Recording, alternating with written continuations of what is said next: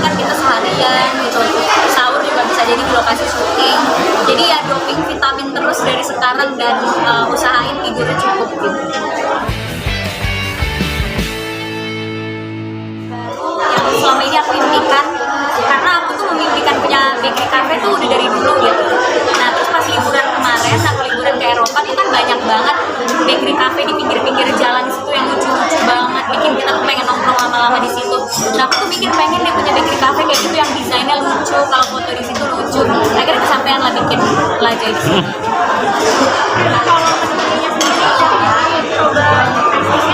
Oh my god, aku sampai nggak tahu berat badan aku udah naik apa enggak ya tes foodnya, karena semua yang ada di sini aku cobain.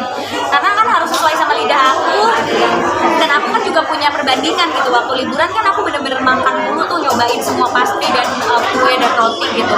Jadi pas aku coba tuh aku bener-bener nginget lagi, oh ini tuh rasanya lebih enak, kurang atau apa sih sama yang aku selama ini coba gitu. Jadi bener-bener waktu tes food tuh di apartemen udah kayak rame banget, cobain satu-satu, ngajak teman-teman juga nyobain. Jadi ini udah aku cobain dan udah lulus lidah aku ya. Yang favorit aku basket cake, itu juga jadi favorit banyak orang. Sampai hashtagnya tuh mereka yang buat sendiri, selembut awan gitu. Karena katanya pas nyobain lembut banget, terus krimnya nggak terlalu manis. Jadi itu menjadi favorit kita di sini gitu. Dan rotinya juga kita punya mini bun. Jadi kayak rotinya tuh ukurannya lebih kecil daripada roti biasa. Jadi bagus buat hampers, buat kalau mau ngasih ke orang, terus buat cewek-cewek yang pengen nyobain roti banyak tapi nggak bisa makan banyak, bisa tuh yang mini-mini kayak gitu. Roti-roti kita juga banyak banget yang ada di toko roti lain, karena kita punya roti takoyaki kita jadi roti daun bawang, jadi rasa di rotinya, jadi ada roti daun bawang gitu kan. Biasanya orang rotinya garlic bread biasanya kan. Terus banyak banget lah menu-menu yang kita kreasiin dan cuma ada di sini gitu. Ini untuk harganya sendiri, range harganya berapa dan sasarannya itu untuk siapa? Ya, murah meriah banget. Rotinya tuh harganya satuannya mulai dari Rp11.000 saja. Terus bahkan kue ulang tahun yang segini aja harganya cuma Rp180.000 gitu. Kalau di toko-toko roti lain itu udah pasti harganya Rp300.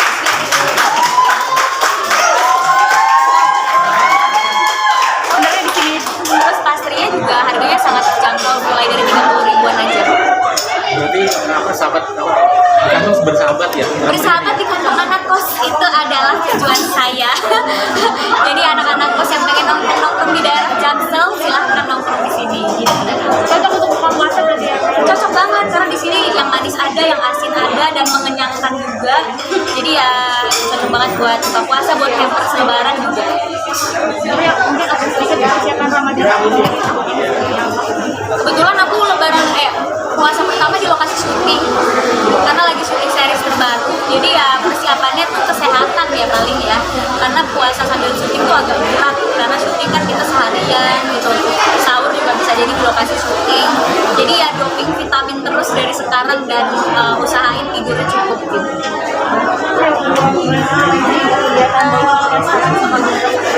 Oh iya, punya hobi baru, diving, dan udah bersertifikat aku open water diver.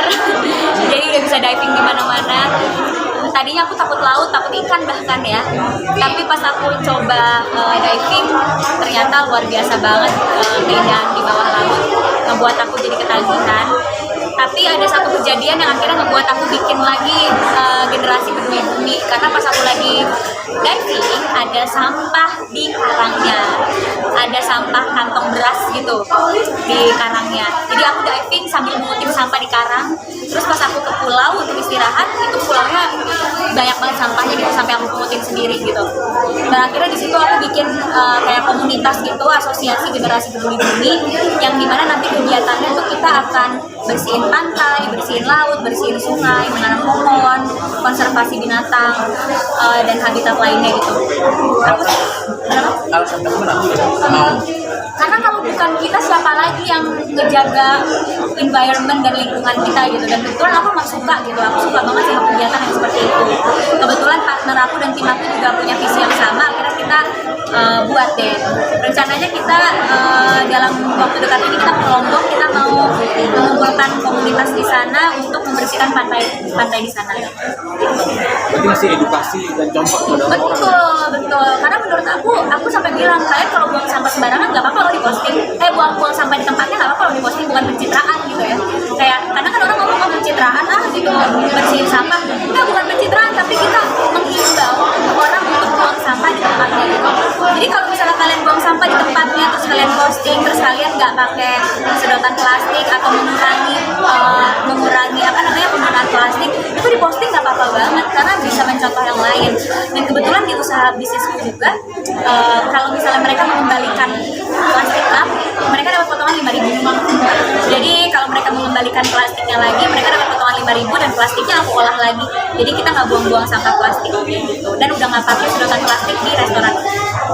Pril, ngomong-ngomong soal partner kerja tuh partner hidup atau gimana, Pril? Partner bisnis lah. Partner hidup kayaknya belum ada yang bisa diajak gitu ya.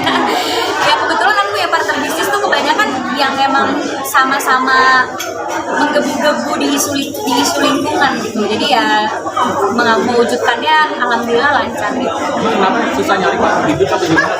Lebih susah nyari partner hidup daripada partner bisnis. Partner bisnis aku tuh lancar banget gitu nyarinya ya. Kalau partner hidup agak susah ya. Jadi nggak ngerti ya. Mungkin saya harus lebih bersedekah di sana gitu ya. Jadi bisa ya Allah tolong gitu.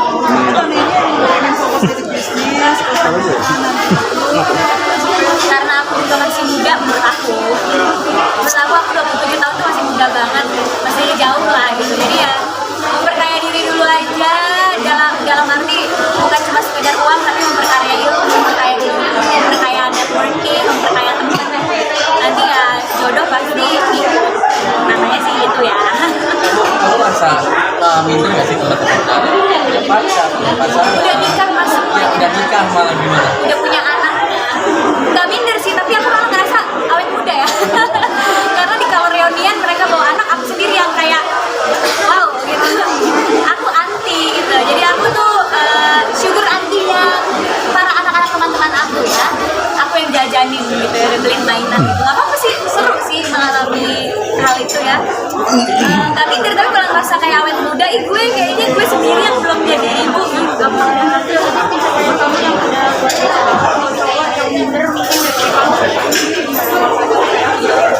Kenapa sih minder? Aku bingung deh, kan aku juga gak lahir tiba-tiba sukses ya. Banyak prosesnya gitu. Aku juga gak dari keluarga yang tiba-tiba langsung wow punya banyak uang atau udah punya rumah sebesar apa gitu.